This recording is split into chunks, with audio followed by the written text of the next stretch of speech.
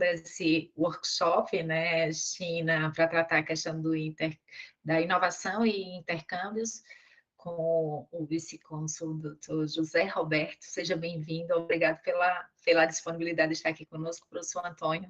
O senhor é o anfitrião, fique à vontade para iniciar, dar as boas-vindas. Então, bom dia a todos e boa noite, né, aí a José Roberto, essa figura carismática, essa pessoa que transmite, de fato, né, para todos nós uma afetibilidade muito grande, uma afetuosidade maior ainda. Então, assim, se sinta igualmente acolhido, viu, José Roberto, por todos nós aqui da UFCG e de outras instituições que nos assistem nesse momento. É um grande prazer, né, abrir esse workshop onde, a partir de uma visita à China, pudemos ver o potencial e, mais do que isso, muitos encontros entre o que fazemos aqui na UFCG e o que se faz na China, claro, com as devidas resguardadas aí as proporções, mas vimos que temos muita coisa em comum e o que marcou muito a gente é a nossa capacidade de trabalharmos juntos, né?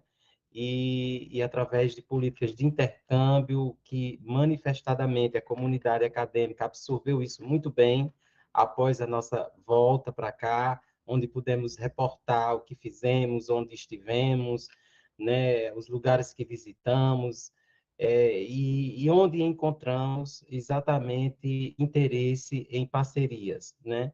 Então, é muito oportuno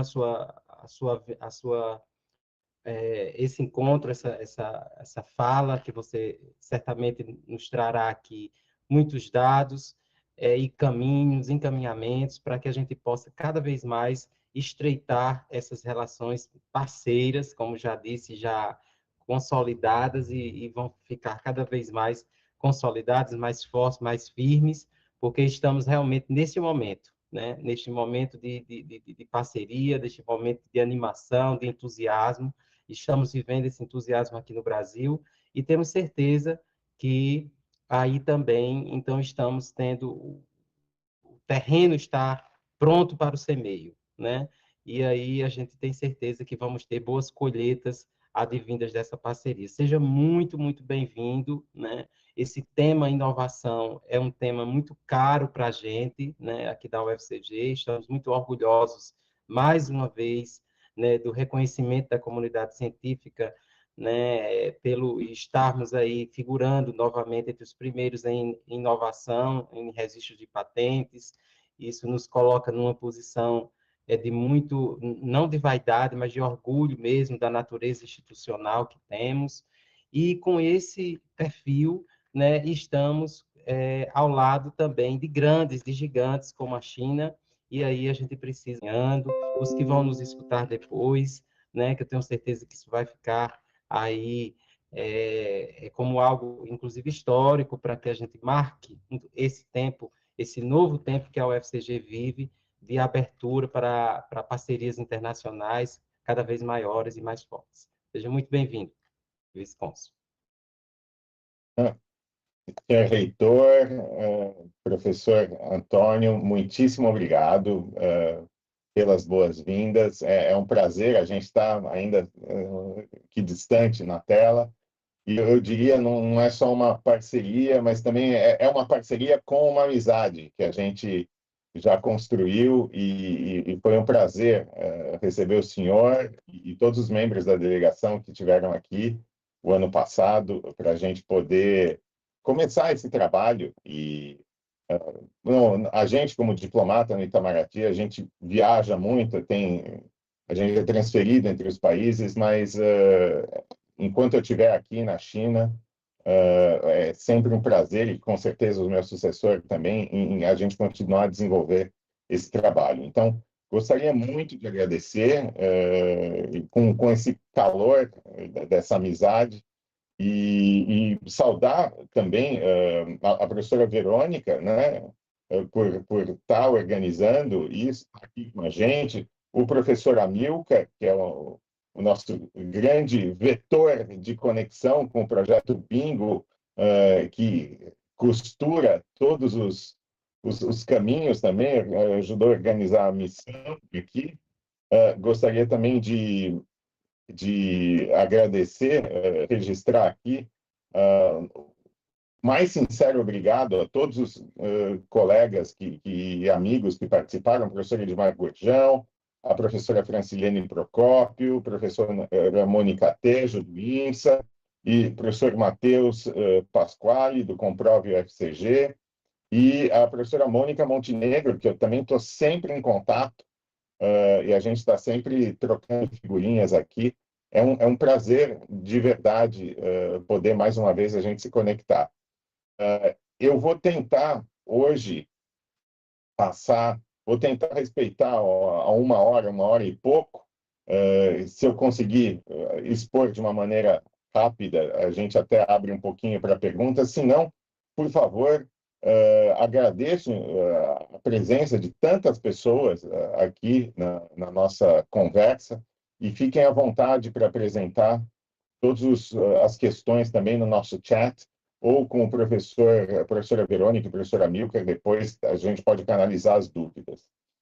Bom, deixa eu começar aqui compartilhando a tela. Como, infelizmente, eu não consegui fazer mudança na organização dos participantes, eu vou ter que ficar entrando e saindo um pouco para admitir novos participantes, mas espero que não tenha tanta dificuldade, né?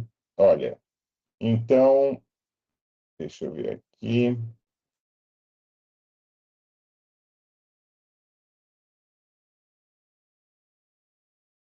Isso, um minutinho.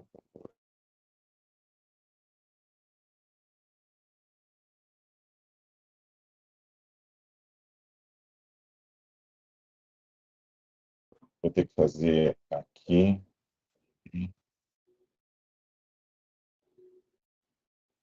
Admitir, perfeito.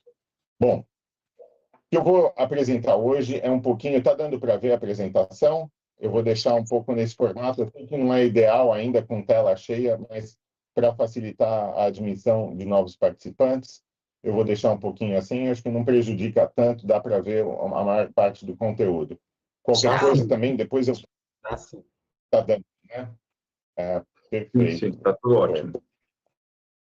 Então, o que eu vou colocar hoje, na verdade, o que eu vou tentar passar, são alguns elementos. E eu começo com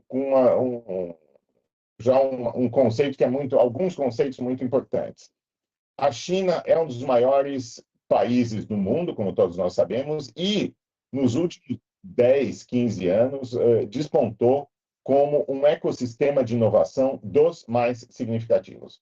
Basta olhar, por exemplo, no campo da inteligência artificial, que está revolucionando praticamente as relações sociais e relações econômicas. E isso está apenas começando. O melhor exemplo é ChatGPT, apenas um ano e pouco. A China é o número 2 hoje, em contest, depois dos Estados Unidos. E se você olhar o ranking de inteligência artificial, você tem Estados Unidos, China, em alguns momentos até com uma intersecção, dependendo da área de inteligência artificial, e o número 3, 4 estão bem mais abaixo. Esse é só um exemplo de como este país tem um ecossistema rico, extremamente dinâmico, desenvolvido. Foi esse um dos motivos também da missão do governo da Paraíba ano passado, muito bem explorado em oportunidades pela UFCG. E apesar de tudo isso, a missão da Paraíba foi a primeira missão grande, que eu estou aqui há 5 anos, que a gente recebeu depois da pandemia, aqui em Xangai. Então, nesse momento, nós estamos reabrindo canais de contato. É muito importante, justamente aí o tema de hoje, um dos temas que é intercâmbio, a gente está começando a trilhar um novo caminho. Existe uma falta de conhecimento, é um pouco natural, pela distância, por algumas diferenças institucionais, e até pelo custo de uma viagem, o tempo, mas essas coisas têm mudado a nosso favor de aprender, de identificar mais oportunidades cada vez mais aqui na China.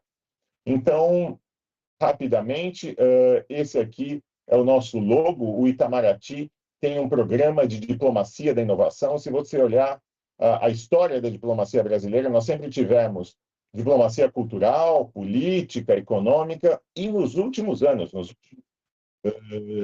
não faz muito tempo mesmo, nós começamos a ter já a diplomacia da inovação. Vários países, apenas para dar um exemplo, aqui em Xangai, nós temos diplomatas focados em inovação em mais ou menos 30 consulados. São basicamente os europeus, alguns da América do Norte, alguns da Ásia e da América Latina hoje, praticamente se concentrando sobre inovação, apenas eu. E vocês me desculpem essas trocas de tela.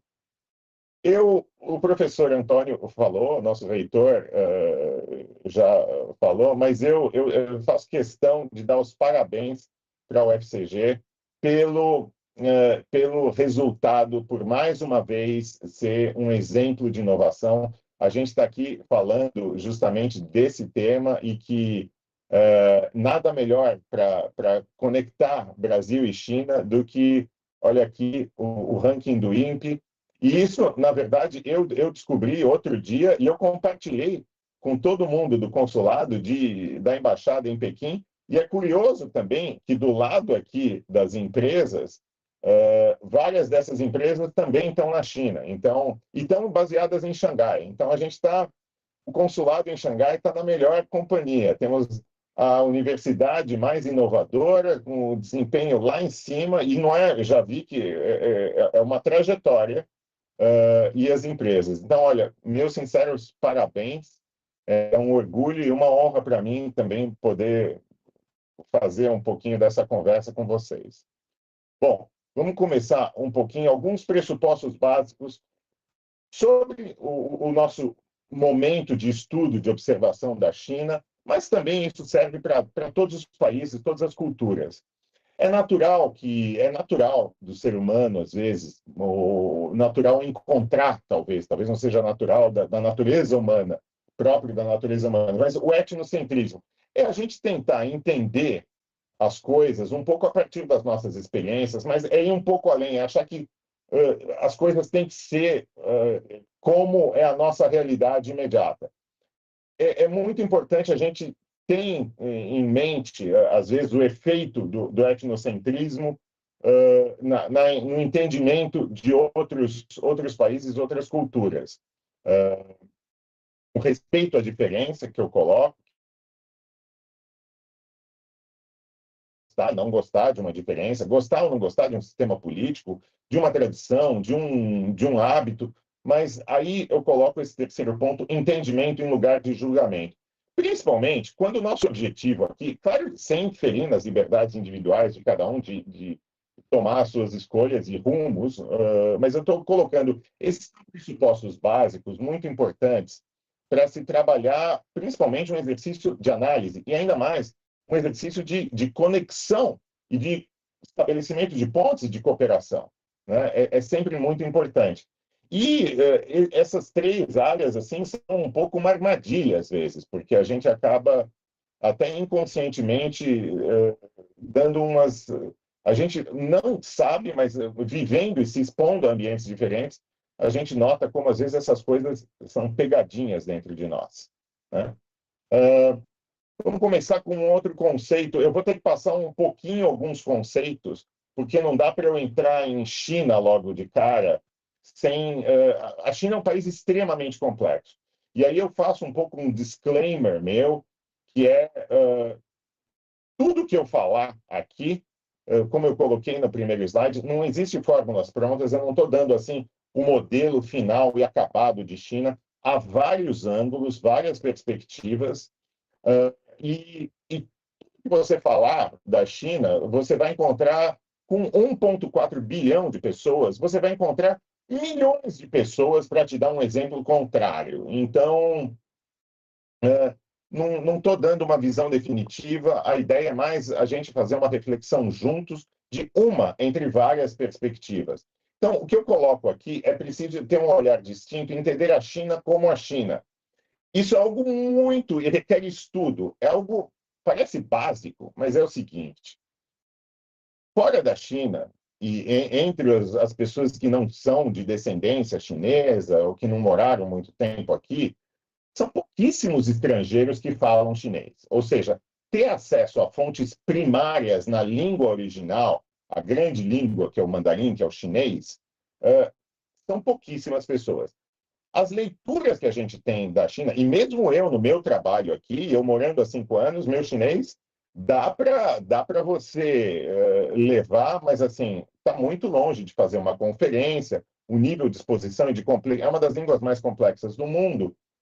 Adoraria, por exemplo, poder ter horas e horas por dia a mais para poder só estudar chinês, mas é muito. As fontes primárias são, em geral, pouco consultadas. Tem muita produção, obviamente, em inglês, tem muita produção em espanhol, já tem, eu vou abordar, tem muita coisa em português, mas é importante ter esse distanciamento para ver que muitas vezes, por mais que a gente queira se aproximar, há uma distância, há um momento em que fica um pouco, é preciso dar um desconto. Então, aqui eu coloco, requer estudo, complexidade, não é para principiantes, e aí vocês vão encontrar muita gente que é assim, eu estive na China uma semana, eu estou aqui na China há 5 anos, tem gente que está há 50 anos, e tem, inclusive, nessas memórias diplomáticas, até um embaixador britânico que teve aqui nos anos 60, que coloca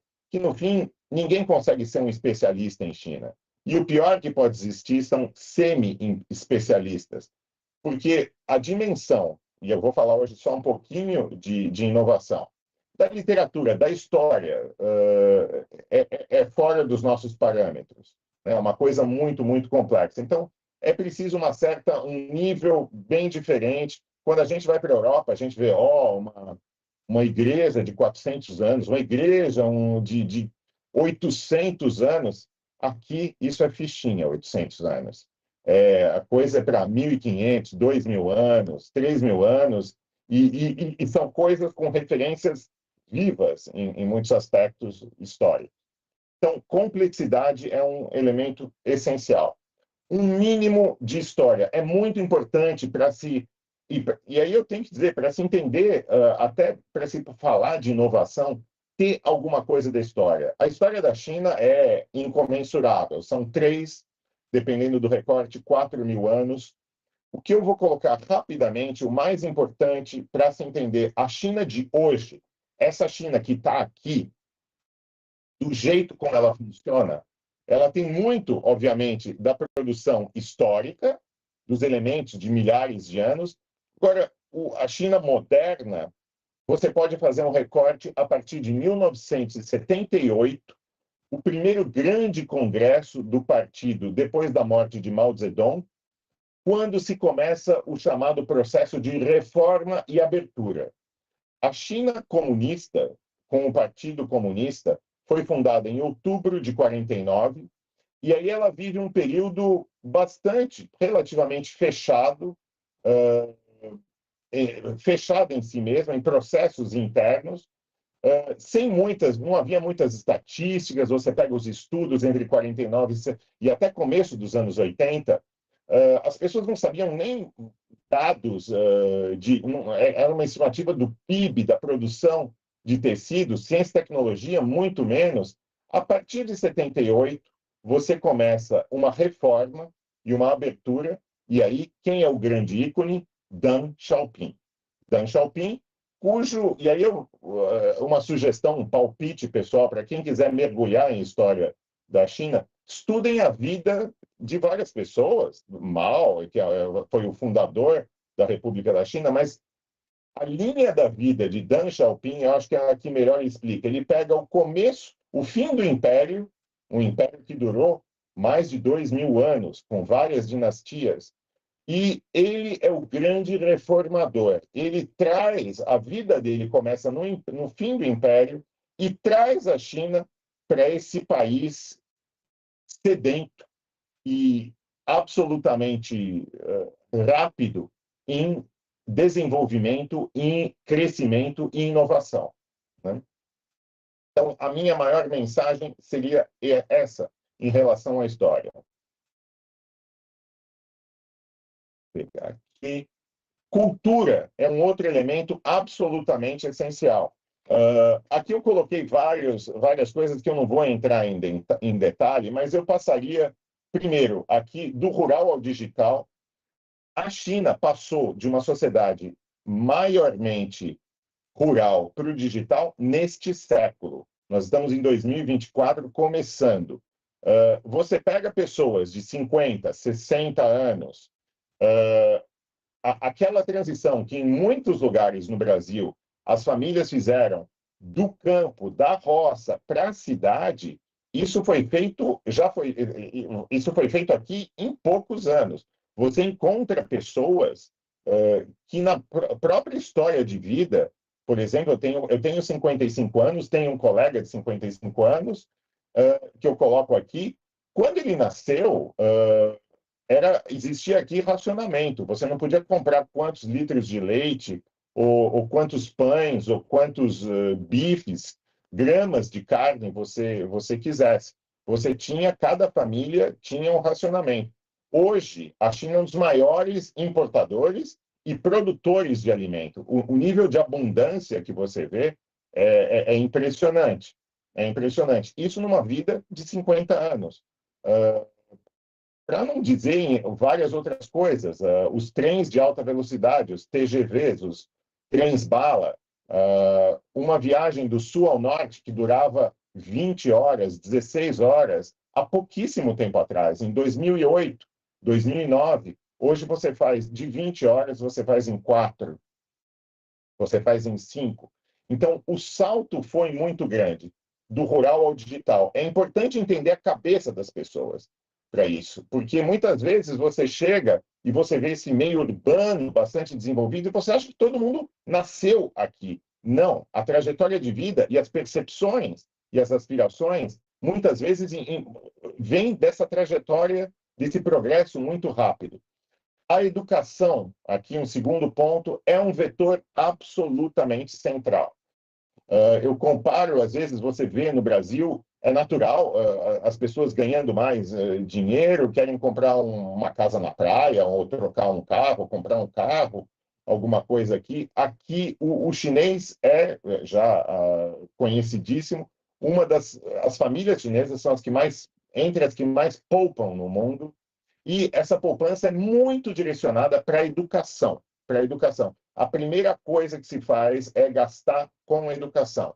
E tudo que puder ser gasto com educação, existe educação pública, gratuita, universal, mas aulas particulares, complementares ou estudos no exterior, intercâmbio, e aí eu depois até falo um pouquinho de intercâmbio, que não...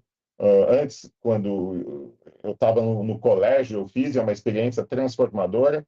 Isso é muito importante, um elemento cultural.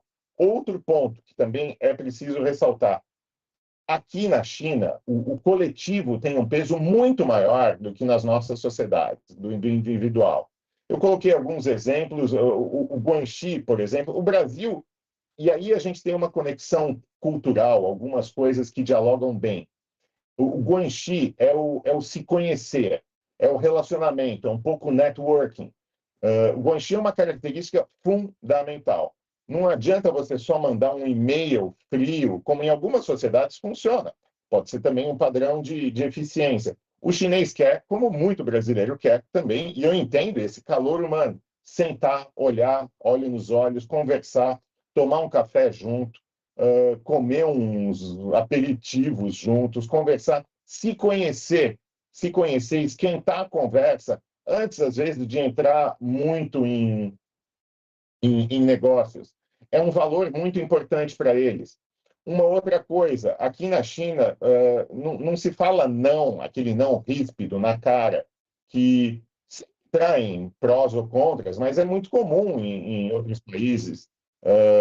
Então, são valores diferentes. No Brasil também, a gente não é muito de dar um não na cara. A gente fala, vou ver, vamos ver, amanhã eu te ligo, conversa. é uma coisa indireta, que é um modo um pouco sentimentalista, talvez, de a gente não querer ferir os sentimentos da outra pessoa, cortando. E, às vezes, até você dando uma distância, não dando um não definitivo, você consegue até mudar de opinião, tendo um pouco mais de tempo para refletir. E é muito importante ter essa sensibilidade.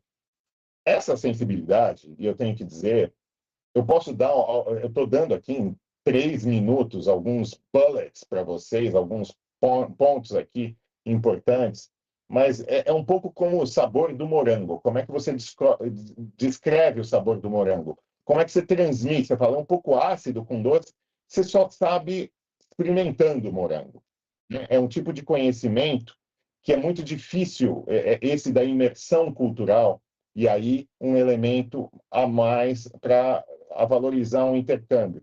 Tem muita gente que fala da China, mas que veio muitíssimo pouco aqui, ou que não teve, e às vezes por etnocentrismo, a minha cultura, ou está num momento da vida e não está num momento confortável para se abrir. O contato cultural ele é muito enriquecedor, mas às vezes ele é difícil, é natural. Você tem um estranhamento, então é importante ter isso em mente, né? Rapidamente, algum pouquinho de elementos de geografia também. É um país, o Brasil é muito diverso. A China é tão diversa quanto, ou mais. Você tem o Tibete, você tem Xinjiang, você tem a província da Mongólia Interior, lá para o norte. O sul da China, ele é absolutamente tropical, a vida é tropical. Você tem carambola, eu cheguei a comprar jabuticaba, aí uma coisa, né, um ícone do Brasil, que aí você quebra.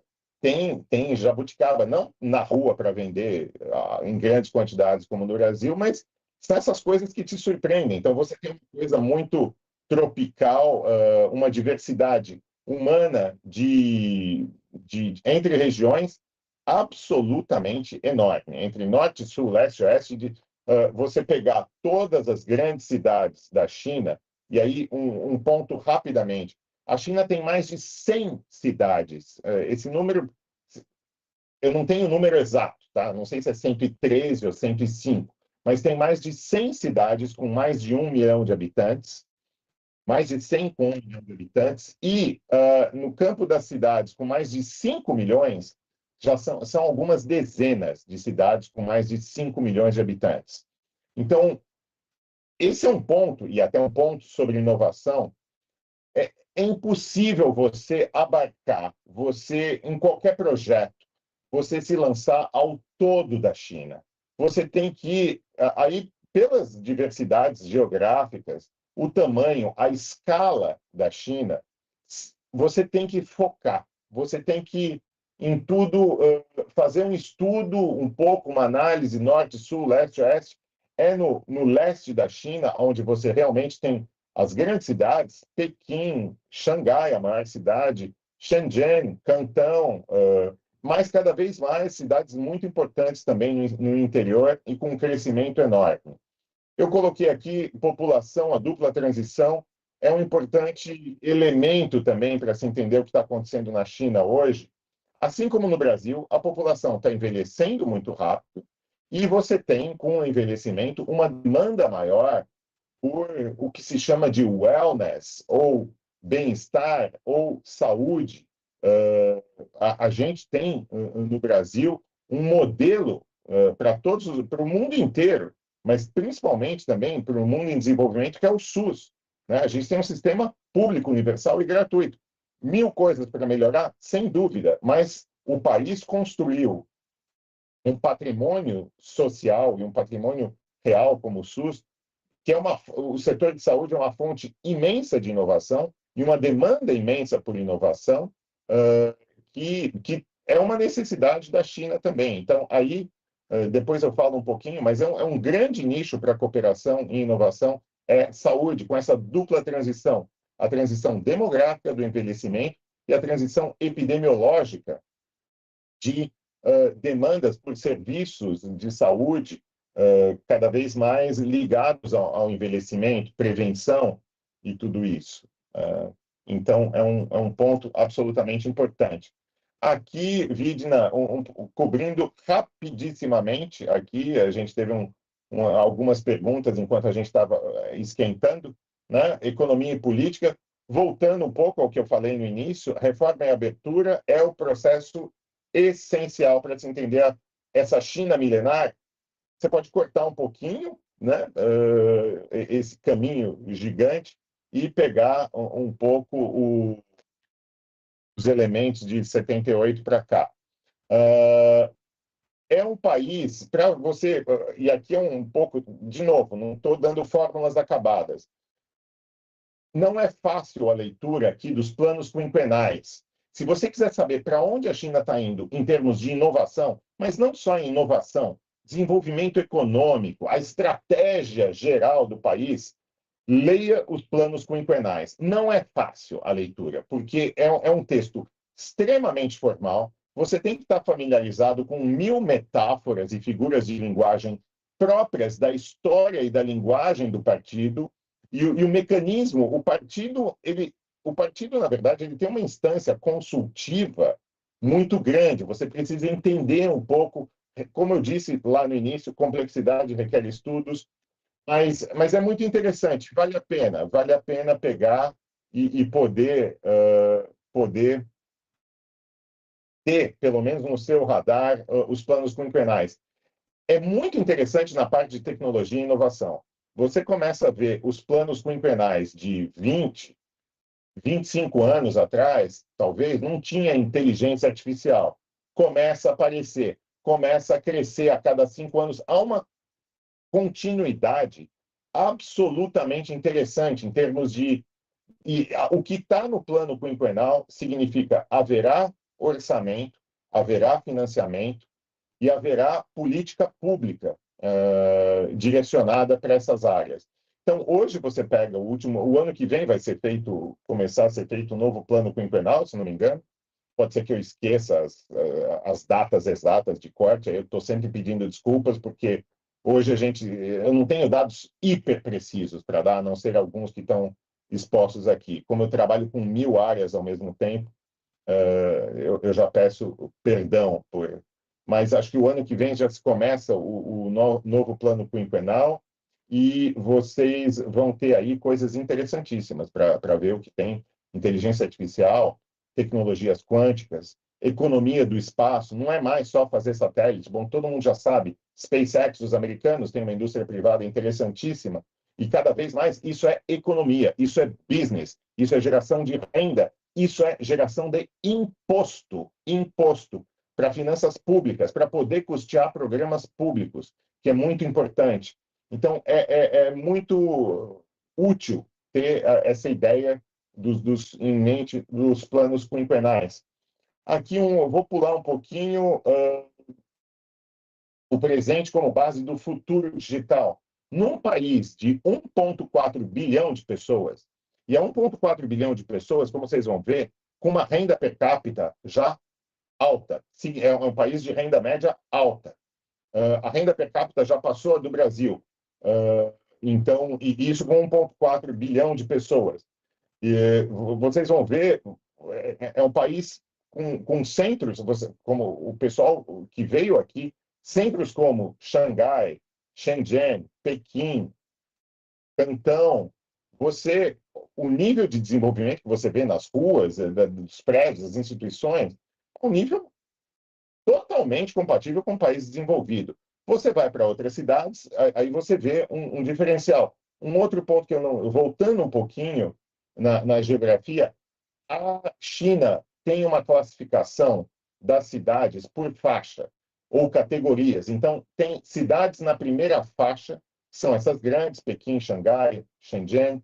Você tem segunda faixa, a segunda faixa é com nível de renda menor e população menor. Terceira e quarta faixas. Vamos dizer, tem até quinta, mas em geral, pelas 4 faixas você já entende. E há diferenças significativas em tamanho, em renda, entre as cidades dessas faixas. Num país, voltando aqui do futuro digital, com 1,4 bilhão de pessoas, como é que você vai resolver as questões de habitação, de educação, de saúde, e de organização social, o meio digital é caminho. E aí fica muito claro nos planos quinquenais.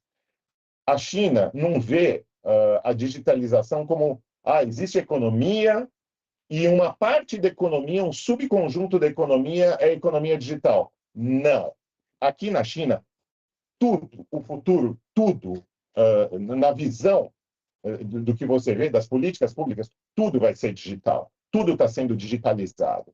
A saúde está sendo digitalizada. Você vai num hospital público, uma boa parte dos procedimentos de atendimento são pessoas fazendo nos quiosques. O Brasil fez isso. O Brasil fez uma digitalização enorme, visceral, necessária durante a época da hiperinflação. O país saiu com uma digitalização do sistema financeiro, quando a gente tinha uma inflação, eu me lembro, no começo dos anos 90, de 2% ao dia. 2% ao dia. Foi necessário. Ou seja, é a imposição dos desafios da realidade que motiva esse salto por tecnologia, e no caso da China, ela vê a digitalização como o caminho para tudo, né? Transportes, moradia. Então, aí eu não teria como hoje respeitar o tempo, eu vou correr um pouquinho mais.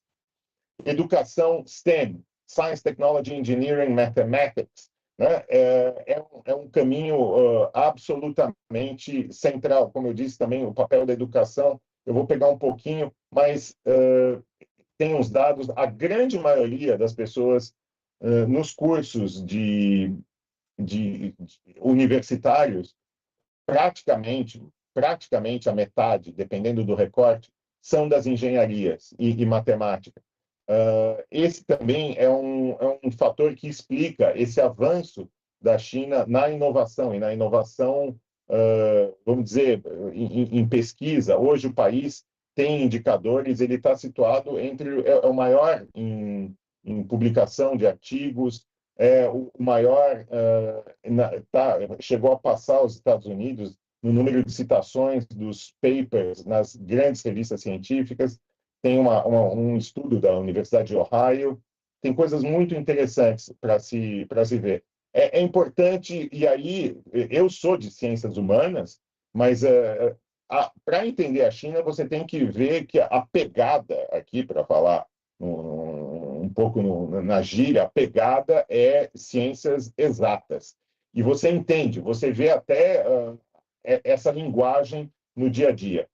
Por fim, 3 últimos pontos que são importantes. Socialismo com características chinesas, que é aquela coisa. É um país comunista? É um país socialista? Ou é um país capitalista? Olha, é um socialismo com características chinesas. Características chinesas significa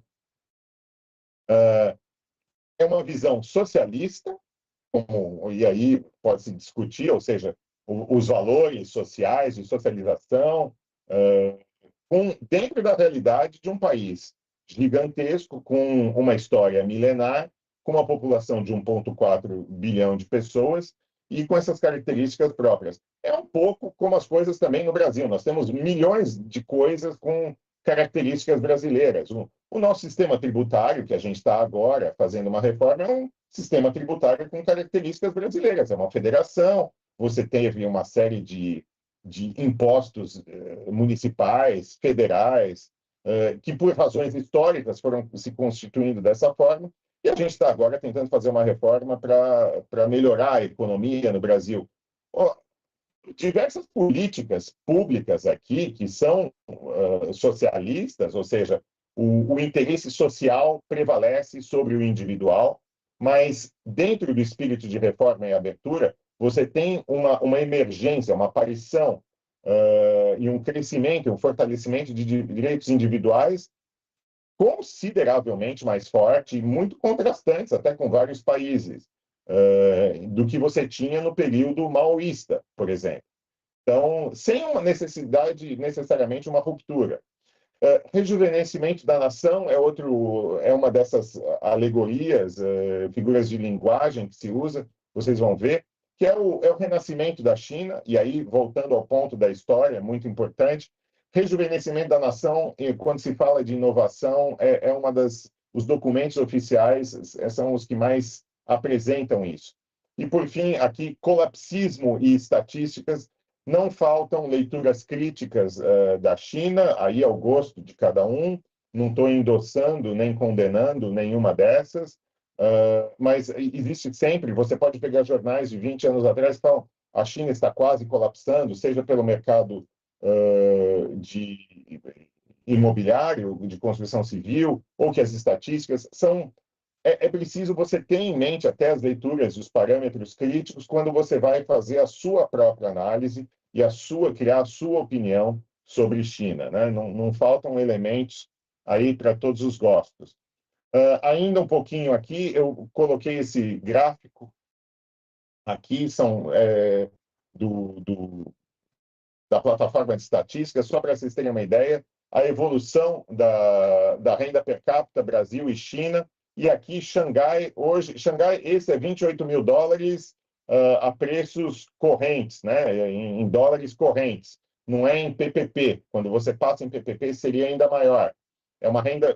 Xangai é a maior cidade, 28 milhões de pessoas na grande Xangai, e é um indicador bastante significativo. Aqui um pouquinho de mercado, não vou entrar muito em detalhes, mas o que é importante ter aqui? Ao longo do processo de reforma e abertura, 78 para cá, 800 milhões de pessoas retiradas da pobreza. Essas pessoas, retirada da pobreza é da renda, é da inserção econômica. Isso tem um impacto direto no mercado de consumo. Muitas pessoas saem da pobreza e viram consumidores, porque passam a comprar alimentos, passam a comprar moradia, serviços de saúde, o que for, na escolha própria. Esse é um fator que explica, sem dúvida, também a emergência, a aparição desse drive, dessa pujança em inovação. Você pode inovar, para inovar você precisa falhar. Né? Não existe quem inova e acerta na primeira. Vidas sem fracasso podem até existir estatisticamente, mas toda vida tem algum nível de fracasso e que não é algo para se envergonhar, é algo para se aprender as lições e para se seguir em frente.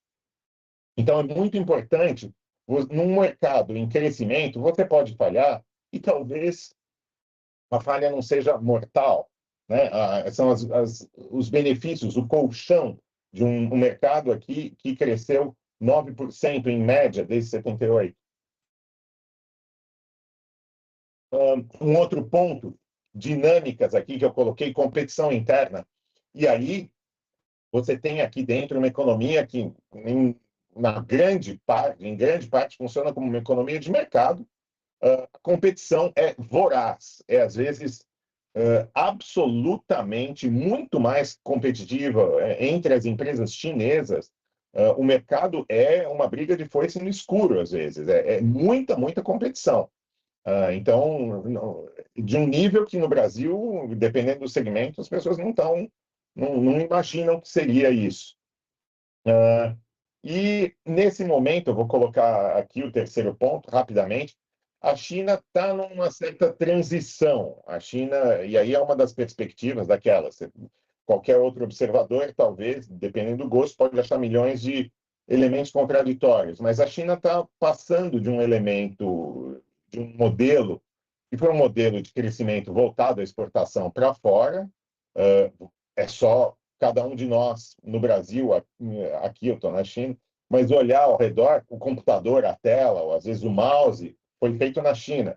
Então, a China virou a grande potência de manufatura, e aí também mais um espaço para inovação no mundo, e está se passando, aos poucos, para o que se chama de desenvolvimento de qualidade, ou seja, ela está saindo, e eu vou passar um pouquinho nisso, ainda temos mais 15 minutos que eu vou tentar terminar, está passando desse modelo exportador para inovações, ainda que não sejam inovações de fronteira, para produtos, para setores de maior margem. Você pega, e setores alguns onde eles estão já tocando fronteira, veículos elétricos. Veículo elétrico é o começo da história, não é o fim. Veículo elétrico é a primeira parte do veículo elétrico e autônomo, sem piloto, sem motorista. Por que você tem hoje, e aqui eu já estou entrando um pouquinho, veículo elétrico, aqui na China você tem a Xiaomi que faz celulares, lançou, ou a Huawei, que também faz celulares, entrando. Porque o serviço de transporte, ele é um entre vários. É um outro modelo, não é uma mudança só de combustível, é um modelo é a mesma diferença daquele modelo de telefone com disco para o smartphone. Os dois são telefones, os dois têm fone, são produtos completamente diferentes, apesar de um eixo essencial, mas o veículo elétrico é o começo de uma nova plataforma para uma série de serviços, e aí eu vou passar um pouco, que é essa economia digital, né? Às vezes o pessoal fica, e eu entendo, às vezes, imediatamente, pena que eu não tive como, eu queria filmar, botar uma câmera e filmar um pouquinho a rua.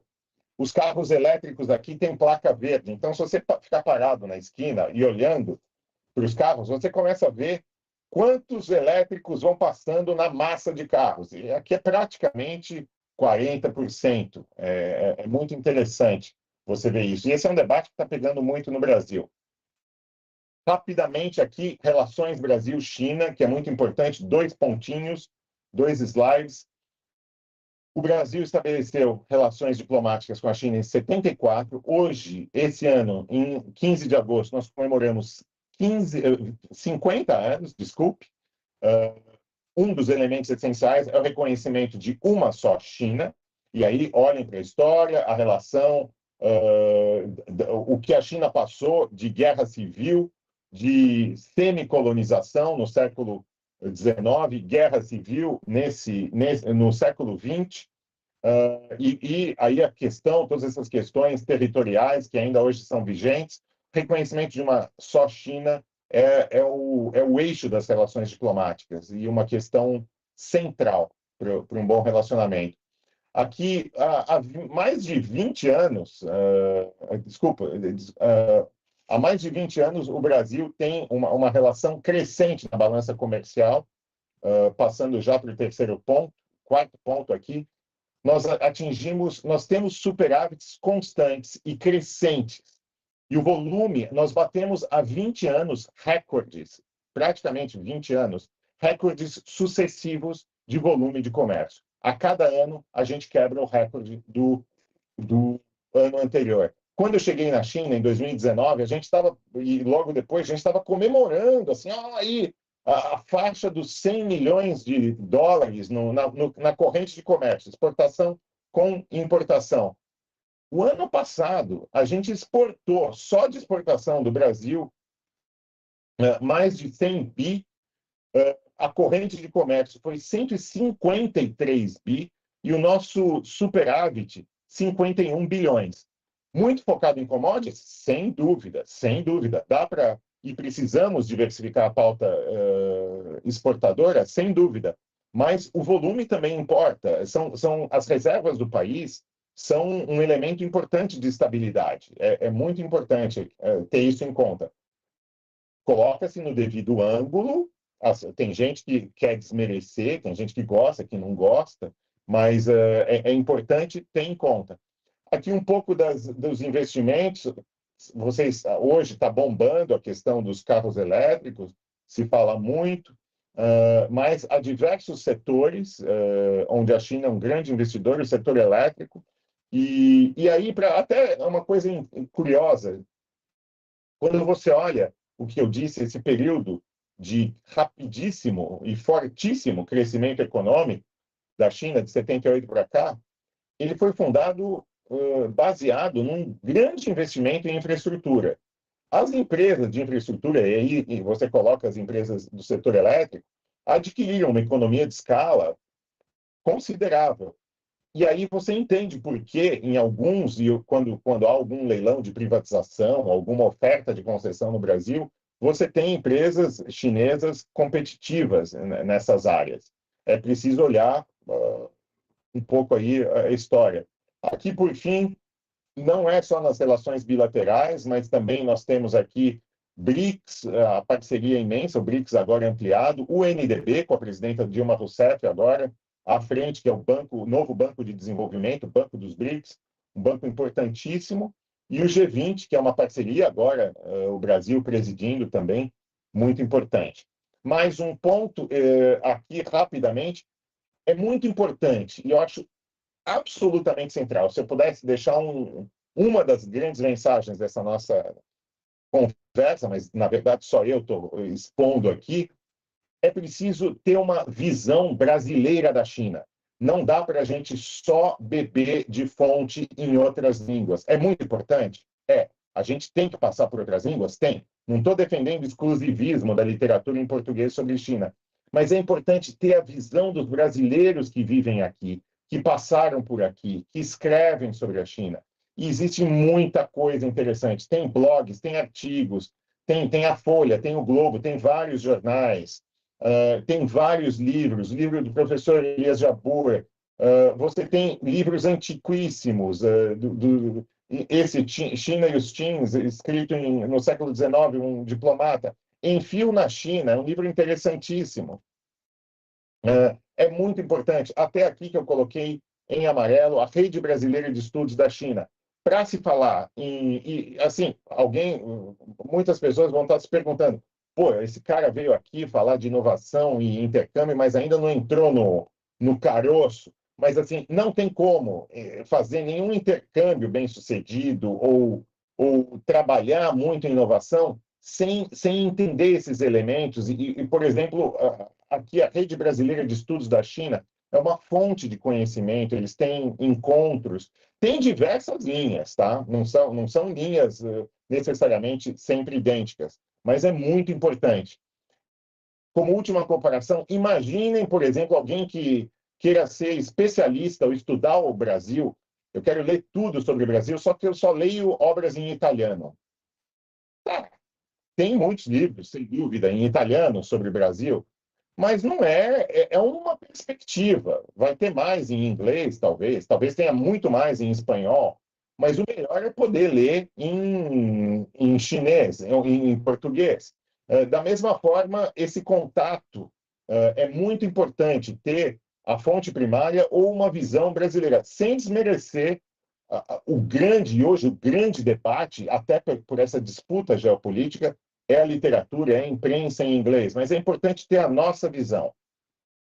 Tá? Então, passando rapidamente aqui alguns elementos mais focados em inovação, e eu já passo aqui, eu vou compartilhar o nosso consulado, a gente fez um mapeamento do ecossistema de inovação, eu explico um pouquinho mais ali, a gente vai fazer uma atualização desse relatório, vocês podem fazer download em PDF, o Itamaraty, o Programa de Diplomacia da Inovação, tem dezenas desses relatórios. Vocês podem pegar Boston, vocês podem pegar Paris, vocês podem pegar várias outras cidades. Esse de Xangai a gente preparou. Tem os contatos, exemplos de políticas públicas, exemplos de instituições, parques tecnológicos. É uma ferramenta muito importante. E a gente debate, pega um pouquinho, não é um mega tratado, obviamente, uma entre várias perspectivas, humildemente, para contribuir. Ciência, tecnologia e inovação, um pouquinho mais para falar. Recomendo, quem quiser fazer um aprofundamento, ler, e tem blogs, tem coisas interessantes no Brasil sobre a vida aí do Joseph Needham. Joseph Needham foi um cientista, um acadêmico americano que fez uma vasta compilação do progresso tecnológico da China e do avanço em séculos passados. Aí eu coloquei esse 2/20. A China, em muitos recortes, não é a primeira economia do mundo, apenas nos últimos 2 séculos, se você pegar 20, mais ou menos, algo assim, 20. Então, eu já falei aqui da centralidade de ciência e inovação como eixo de desenvolvimento, plano quinquenal, a questão da educação. Aqui, vamos um pouquinho Aqui eu coloquei a não inovação. Tem gente que diz que a China não inova, mas se você olhar, por exemplo, a capacidade no setor de veículos elétricos, eles talvez não tenham sido os inovadores de fronteira, e aí o iPhone versus celulares. Se só o iPhone fosse a única inovação do smartphone, seria um fragmento da população no Brasil, no mundo, que teria acesso a smartphones. É importante também o acesso, a socialização, o efeito de distribuição das inovações para o mundo. E são empresas chinesas, em geral, que fazem isso. Aí eu coloco o Shanzhai, o Shanzhai, que é o Shanghai, na verdade, para deixar mais correto, que é um pouco essa inovação caseira, às vezes o produto que é uma cópia, às vezes o pessoal fala que é o Xing Ling, né? Que são aqueles produtos para uma faixa de consumo mais com um nível de renda, com um nível de preço mais inicial. Isso também, sem entrar em questões outras, mas é absolutamente importante ver que é o que dá a introdução à inovação para vários segmentos da sociedade. Na América Latina, na Ásia, na África, um relógio... E aí, de novo, qual o preço de um iPhone? Qual o preço de um smartwatch e outras coisas? Qual o preço que você consegue, às vezes, um relógio, que é smartwatch, talvez não vá fazer todas as mesmas... ter as mesmas funções, mas tem um impacto e muda vidas e pode melhorar sistemas de negócio, de inserção social e econômica. Então, e aqui a inovação de fronteira, propriedade intelectual, um pouco do que eu já falei. Aqui o contínuo da inovação com a educação. É muito importante se entender. A China chega a um processo de inovação, cada vez mais que eu disse, de fronteira, a partir desse foco, como eu falei, na educação. As crianças começam muitas vezes a ter aulas de computação, de música, essa preocupação das famílias e que investem uma grana pesada na formação desde a infância, às vezes, dependendo das famílias que você fala, aos 5 anos. As escolas públicas bem avaliadas aqui pelo sistema de matrícula, que é ligado aos bairros vizinhos, se você tem um bairro, uma escola pública bem avaliada, o preço dos imóveis acompanha as escolas públicas. Famílias e famílias vão querer comprar apartamento ali ou casa ali e vão pegar empréstimo de familiares ou no banco para comprar uma casa ali para poder ter a facilitação da matrícula do filho numa escola bem qualificada. Quando você pega o sistema educacional, ele é um sistema muito focado também em métricas, em indicadores, em rankings. As escolas têm ranking, muitos alunos, não estou dizendo que todas as escolas, agora, ranking e os famosos KPIs, Key Performance Indicators, os indicadores de desempenho-chave, não dá para você entender o processo educacional e o processo que leva a educação, a inovação sem cobrança e mensuramento, medidas de desempenho. Absolutamente, você vai encontrar isso, então, ao longo, já começa com, aqui eu coloco o Gaokao. O Gaokao é o grande Enem, né, da China, e é um momento absolutamente definidor um pouco da vida das pessoas. É muito interessante ver. Não é assim um momento de vida ou morte também. Não passou no Gaokao, você tenta de novo, mas é algo muito interessante. Até se você olha um colega coreano, não é o Gaokao, é como se fosse o Enem coreano. Em algumas cidades, eles fecham o aeroporto para não ter barulho de avião para perturbar os estudantes durante a prova. É uma coisa... E aí tem um ranking. Quem é o primeiro colocado no Gaokao nacional, ranking, e nota, indicadores de desempenho e várias coisas desse sentido. As universidades, novamente, aí, como eu já disse, um pouco foco em STEM, e aqui um foco em internacionalização muito importante. Eu vou pegar um pouquinho mais nisso, agora, na parte de intercâmbio.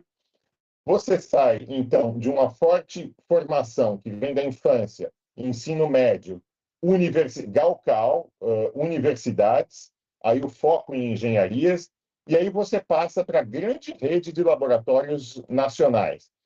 Uma boa parte estatais, mas cada vez mais integrados com empresas. E uma coisa que é importante, as universidades aqui são extremamente abertas. Você pega o TUS Park, uma das principais aqui da China, Tsinghua. Os professores, nos anos 90, 2000, alunos que começaram com as suas startups, a faculdade, a universidade investiu nessas startups, a universidade ficou bilionária, porque muitas dessas startups dos anos 90 viraram empresas com IPO, empresas bilionárias.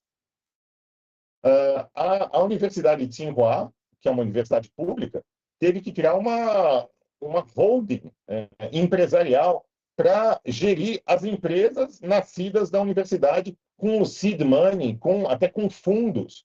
Então, essa separação estrita entre setor público é uma educação pública, uma educação competitiva e aberta para a inovação, extremamente aberta, com parcerias, com incorporação com empresas das próprias universidades, dos alunos, professores. É muito interessante se olhar, e esse é um caminho próprio da China e algo muito importante para se entender esse salto, né? E aí as redes de laboratórios são um espaço, e aí você tem tudo. Você tem laboratório de tecnologias quânticas, de biotecnologia, e aí você tem empresas chinesas, e aqui eu coloco todas as internacionais. Eu não diria todas, mas assim, você tropeça em laboratório de grandes empresas internacionais. Então, toda a turma que faz carros, todos os alemães, Volkswagen, e não é são vários laboratórios, centros de pesquisa e desenvolvimento, Volkswagen, Microsoft, Nokia, própria Ericsson tem centro ou tinha, porque hoje as questões geopolíticas mudam um pouco, mas todo mundo, o governo de Xangai fala em 500, pelo menos, apenas em Xangai. Parques tecnológicos são uma outra história de sucesso. A China tem uma agência que é o Torch Center, como uma agência que centraliza e regula, de novo, indicadores, rankings entre parques tecnológicos. Os parques tecnológicos aqui, parque tem que ter, em primeiro lugar, começa com benefício fiscal, ou seja, eles pagam menos impostos, oferecendo em contrapartida, e aí tem medidores de desempenho, patentes, número de doutores, número de empresas multinacionais que foram atraídas para o parque tecnológico, indicadores de internacionalização. Há uma cobrança, e há uma competição. Se você quando você define uma cooperação com uma região ou a outra, é muito importante. Às vezes você não pode cooperar até com duas regiões na mesma área, é muito difícil. Há uma certa corrida para isso. E o último ponto que eu colocaria, que é muito importante hoje, quando você fala de inovação, e no contínuo que você vai da pesquisa, da ciência básica, a ciência para entender o funcionamento do universo, das coisas, até inovação, que inovação é mercado. Inovação que não chega ao consumidor, que não chega à sociedade, que não transforma as vidas, que não melhora a saúde, a moradia, a segurança, o ensino, não é uma inovação completa. Não adianta trazer as coisas para o dia a dia. E aí você vai visitar alguns parques tecnológicos, você vê, o pessoal tem a frase, tem que virar PIB. Inovação tem que contribuir para o PIB. É muito claro, um devido tempo de maturação e das coisas. E é importante, você vai desenvolvendo. O foco hoje da China, dentro de todo esse contínuo, o grande foco também é pesquisa básica. Essa é uma área para intercâmbios de pesquisadores, para pesquisas conjuntas, absolutamente central. Futuro digital, esse aqui, apenas rapidamente, estou me excedendo bastante no tempo, Como eu disse, 1,4 bilhão de pessoas, o futuro é digitalizar tudo. E aqui eu ponho dados como geração de valor, data is the new oil, o petróleo é nosso, né? Interessante. A gente já tem gente falando em soberania digital, dado um elemento de valor. Aqui, muito das bases abertas, públicas de dados, como a gente tem no Brasil, eles são feitos também para transparência, para o controle social, mas eles são abertos, esses dados, para que a sociedade, para que as empresas possam gerar mais valor, desenvolver melhores modelos de negócios. E aí é uma coisa interessante nessa nova economia de dados. O Brasil, com 200 milhões de habitantes, um dos países que mais passa horas por dia conectados, nós somos um oceano produtor de dados. A gente tem que saber e desenvolver uma capacidade própria, e aí a cooperação internacional, para que a gente desenvolva as nossas soluções no mundo digital com os nossos dados. O que a gente quiser compartilhar, a gente compartilha, não é algo problemático. O que não dá é para a gente ter os nossos dados sempre usados por outros e a gente vira consumidor de produtos e serviços feitos com os nossos dados. É importante a gente ter no Brasil essa visão também econômica dos dados. É importante o controle social, é importante a transparência, o compartilhamento, sim, mas é importante os dados de saúde, a privacidade, ainda mais, muito mais, até onde isso é uma discussão global e a gente precisa se beneficiar. Dá para dar uma aula aqui, daria para dar um curso sobre esse slide, mas eu faço questão de mantê-lo aqui e, rapidamente, aqui um pouco do que eu já falei, são os apoios que a gente tem para missões, competições, startups, um pouco naquela linha. Desculpa, que são muitos, eu sei que eu estou passando muitos elementos, nem eu vou e volto, mas para amarrar até algumas coisas. Mas a China, como eu disse, é complexa e você tem milhões de perspectivas e eu estou tentando colocar aqui no tempo. Eu chamo a atenção para o Deep Tech, né? Tecnologia profunda. Você pega essas competições de startups aqui, você vê muita coisa, os modelos, e tem muita competição, muita competição. Algumas dessas que estão mencionadas aí. Os modelos que ganham, às vezes não. Eu, formado em ciências humanas, eu sou um diplomata. O negócio é política externa, que hoje cada vez mais tem um conteúdo de tecnologia, por isso que é muito interessante estar na China. Mas é difícil até você entender alguns enunciados. São coisas muito elaboradas. Um pouco, por fim, para a gente terminar aqui, intercâmbios. Bom, eu já fui pincelando ao longo da exposição, aqui e ali, elementos sobre intercâmbios, e começo um pouco com, rapidamente, o meu testemunho pessoal, antes de até fazer faculdade, com um esforço monumental, é um esforço meio chinês. Eu fiz intercâmbio em 1987, um intercâmbio desses com a China, como eu disse, que as famílias, todo mundo se reúne, os avós dão dinheiro, os tios. Foi um negócio de conseguir fazer um intercâmbio, mas que foi assim, eu não sei nem contar quantos tios e primos ajudaram a me financiar, além do meu pai, graças a Deus. E eu pude fazer um intercâmbio na época do colégio, e é uma experiência absolutamente, desculpe, transformadora aqui.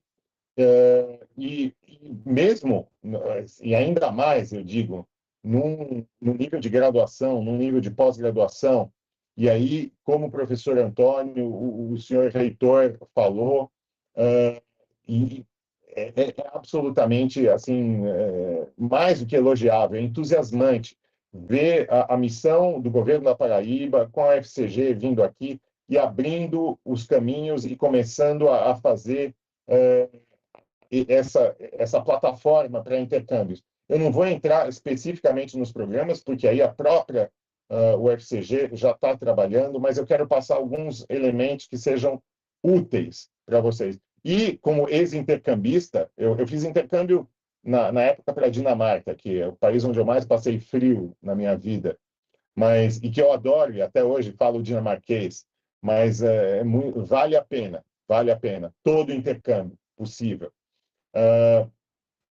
Aqui, como eu coloquei, a vinda da delegação, o papel da UFCG, e aqui um dos eixos, amarrando um pouquinho, o projeto Bingo, com o coordenador, o professor Amilcar, é hoje o maior projeto de ciência e tecnologia entre China e Brasil, operando já na fase operacional. Nós temos os satélites, um projeto da Universidade Federal de Campina Grande, um conjunto de universidades parceiras, e aí ciência básica, prioridade, o vetor, o grande campo aí de interesse e de desenvolvimento da China. Então, é um filé mignon em termos de interconexões, de contexto para se poder desenvolver um projeto de intercâmbios. Um outro ponto, existem também aí chamadas conjuntas dos países do BRICS, o CNPq periodicamente publica essas chamadas a cada ano. São projetos para envolver 3 países, pelo menos. Eu não sei agora com a ampliação, talvez tenha um novo formato.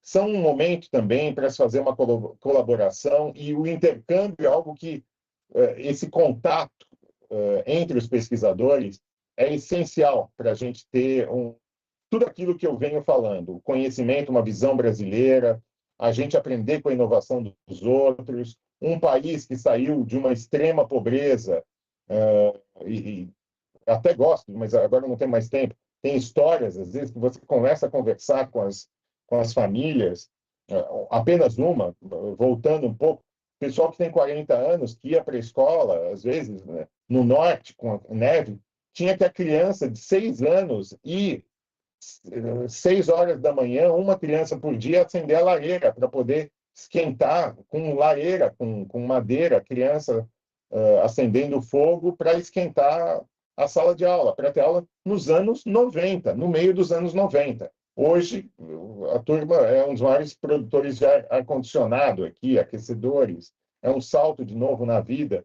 E são esses os pesquisadores. Você pega esses grandes pesquisadores também, a trajetória de vida vem às vezes, de um contexto extremamente limitado, e essa dinâmica que a gente, no Brasil, a gente entende também, porque o que a gente quer no Brasil é acelerar o crescimento, é ter mais inclusão, é ter criar mais oportunidades. Então, há uma visão sem nenhum problema com países que já se desenvolveram muito, mas às vezes já são várias gerações que têm essas histórias lá para trás. Então, aqui, passando especificamente, de novo, o que eu já falei, do STEM, é uma área privilegiada, aí com as intersecções com o Bingo. Olha esse número, 10 milhões de graduados por ano em STEM, STEM, medicina e agronomia, e ciências agrícolas, que é uma prioridade aqui, 240 milhões de profissionais já formados. É uma parte, algo muito interessante. É esse meio que vocês vão encontrar. Como eu disse, um grande sistema de inovação, extremamente competitivo, muito focado. A turma estuda de um jeito muito, muito forte. São horas e horas, meses e meses. Para vocês terem uma ideia, até mobília de quarto de criança é adaptada para maximizar as condições de estudo. E um ponto aqui que eu coloquei, você encontra cada vez mais campi de universidades estrangeiras. Aqui em Xangai tem para todo lado. Quem fizer intercâmbio vai estar inserido também num ambiente muito internacional. Você tem, óbvio que numa cidade num espaço conurbado de 25, 28 milhões de habitantes, conforme recorte, às vezes, você não vai ver muitas pessoas que pareçam ser estrangeiras, ou encontrar estrangeiras que não falem chinês, talvez, mas no meio acadêmico é muito internacionalizado, é uma coisa de fronteira. Você tem, e aí, como eu coloquei, uma parte grande dos professores também formados em universidades estrangeiras, professores chineses. E aqui eu ponho uma provocação: falta ainda, a gente tem um caminho talvez para se pensar, duplo reconhecimento. Tem tantas universidades estrangeiras já fazendo duplo reconhecimento. Acho que a gente pode pensar, Brasil, dentro dos intercâmbios, em começar a fazer alguns reconhecimentos duplos, até para estimular, né? E, por fim, algumas pequenas ferramentas. Existe uma barreira idiomática para o intercâmbio, sem dúvida. Eu, particularmente, adoro estudar chinês, que é um negócio que você vai... eu já falo dinamarquês, né, uma língua exótica, poucas pessoas falam, são 5 milhões, mas esse exótico é um termo ultrapassado, mas é uma língua que poucas pessoas falam. Mas o chinês, por exemplo, é mais de 1 bilhão. É muito interessante se estudar, mas é um processo de anos e anos. Então, é importante estudar o chinês, mas tanto quanto possível, mas você, com inglês, fazendo um intercâmbio, consegue operar a vida social em grande, principalmente no meio acadêmico. Aí você tem várias coisas, cursos, programas em inglês, vida social, você vai encontrar algo... O chinês, eu já morei em vários países, eu posso dizer, e aí também tem as questões pessoais, mas você faz amigos muito fácil aqui. As pessoas são muito curiosas sobre o estrangeiro, que é uma coisa que a gente tem no Brasil também. Chega um estrangeiro, você quer... E aí, como é que é o teu país? Como é que são as coisas lá? Como é que é a tua família? Como é que é o teu salário? Como é que é o ônibus? Como é que... Sabe, essa fome, essa coisa de querer conhecer, é muito Brasil também, é muito China. Eu, particularmente, eu adoro. E como vocês já estão vendo, eu falo. Mas é uma coisa legal, você conversa, não é uma cultura tão silenciosa. Um ponto, moradia, é muito importante para se planejar um intercâmbio. Dentro do espaço universitário, há várias infraestruturas e tudo. Agora, se você pensar numa startup ou numa pequena e média empresa de base tecnológica, moradia nas grandes cidades, nas cidades da primeira faixa, voltando ao ponto de geografia, os aluguéis são consideravelmente mais caros, muito mais caros do que no Brasil. Nas zonas centrais, muito mais caros, né? Agora, é importante, não estou dizendo isso para assustar, para uma empresa que quer colocar escritórios no centro, ou para uma empresa que quer fazer uma avaliação de mercado por vários meses, uma avaliação sobre ou contatos com parceiros para inovação, é importante se pensar. Há outras soluções, mas é mais complexo. É importante ter em conta a moradia. Para um intercâmbio negociado entre universidades, aí isso é equacionado. Alimentação, vestuário e transporte, em boa medida, está alinhado com os preços de cidades no Brasil. Aí, eu sou de São Paulo. Quando eu tenho ido agora, graças a Deus, fiquei 4 anos sem poder viajar por causa da pandemia, e no primeiro ano não viajei, então deu 4. Agora, quando eu vou para São Paulo está mais caro, muitas coisas. Então, preço não é também hiper barato, mas assim, é um preço relativamente compatível com o Brasil. Seguro-saúde é um ponto absolutamente essencial. E aí não é caro, mas é absolutamente essencial para qualquer visita para a China. Porque você tem um sistema público de saúde, você é recebido, só que se você precisar ir para um grande hospital, todo mundo só fala chinês. E você, numa hora de ter que correr, você precisa ter...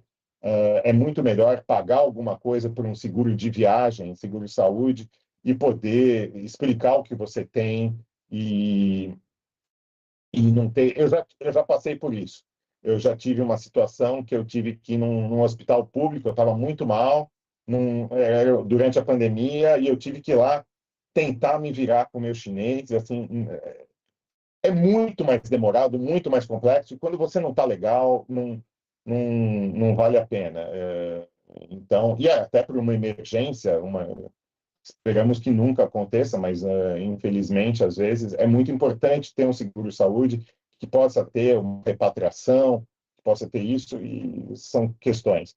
Um outro ponto, visto apenas para estudos, alguns países, com o visto de estudante, é possível trabalhar. Na China, não. O visto de estudante das autoridades chinesas, nas regras, o que não significa que também eles não façam, às vezes, mudanças do status de visto dentro do país. Vistos chineses são uma questão das autoridades chinesas, mas é importante, às vezes, para ter um grau de comparação. Para concluir, eu acho que é isso, pessoal. Eu me excedi bastante no horário. Eu peço 1000 desculpas em ultrapassar. Nós estamos aqui com 67 pessoas acompanhando aqui. E aqui a nossa telinha que eu estou compartilhando. Vou parar de compartilhar aqui. Mas, olha, quero agradecer por terem me ouvido, pedir desculpas. Não apresentei uma solução definitiva, única, e, assim, a China nas suas mãos. Eu apresentei elementos para que todo mundo possa pensar. Tem muita coisa aí, tem dados, tem elementos testemunhais, são percepções.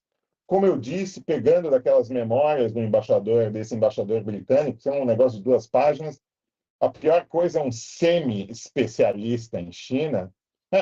Pega o Brasil também. Tente definir o Brasil. Nós somos um país diverso, grande, fantástico também. É muito difícil. Você tem que ter essa fome, esse interesse em descobrir. É a mesma coisa com a China. Eu tenho certeza, professor Amilcar, com toda a experiência de China, vocês, na Universidade Federal de Campina Grande, com o Bingo, que é um orgulho para vocês e para todo o Brasil, de a gente estar fazendo uma cooperação dessa de fronteira. Então, meus caros, minhas caras, olha, parabéns, muitíssimo obrigado, que a nossa cooperação, que esse ano completa com as relações diplomáticas 50 anos, que seja cada vez mais fortalecida e abrilhantada por universidades, por pessoas como vocês. Da nossa parte, como diplomatas, é um prazer. Graças a Deus, a gente tem atrás de nós um país aí funcionando, fazendo, descobrindo coisas, que é o mais importante para a gente poder representar bem o Brasil. Então, agradeço. E, professora Verônica, professora Amilcar, acho que não vai dar para a gente fazer a sessão de perguntas, mas todo mundo, por favor, professora Verônica, professora Amilcar, podem mandar as perguntas. Quem colocou aqui no chat, depois vou pegar e a gente fica em contato. E, passando por Xangai, por favor, avisem, venham visitar aqui. Eu quero ir para Campina Grande, quando eu puder ter férias de verdade, assim, e quero conhecer. Infelizmente, ainda não tive oportunidade, mas com certeza vou me sentir entre amigos. Muito obrigado a todos vocês.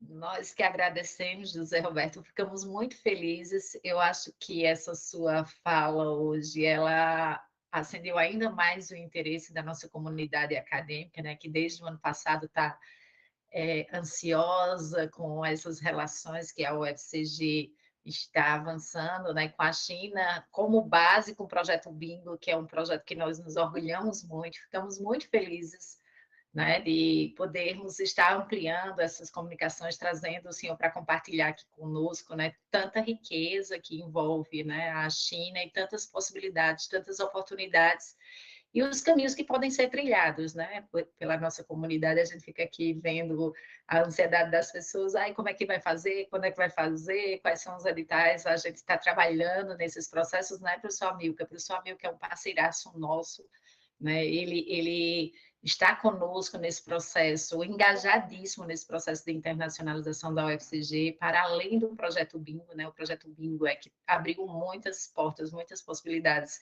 em relação à China especificamente, mas ele está aqui conosco alçando outros voos e a gente fica muito feliz, espera tê-lo conosco em outras oportunidades, esperamos recebê-lo em Campina Grande para conhecer a UFCG e conhecer o maior São João do mundo também, né, Amilcar? que não pode perder, né? É o maior e o melhor, tá? Então, a gente aguarda ansiosamente o senhor aqui conosco. O professor Antônio deixou um abraço, ele teve outra agenda e pediu para se despedir, agradecendo mais uma vez a presença de todas as pessoas que estiveram conosco nesta manhã. Está registrado, gravado e compartilhado com quem puder assistir, que acho que foi uma manhã muito rica, com muitas informações, muitas possibilidades para a gente. A gente agradece mais uma vez. Professor Amilcar, fique à vontade também para... Muito obrigado, meu amigo, doutor José Roberto. Foi excelente, assim, acho que era o que a gente esperava, acho que deu...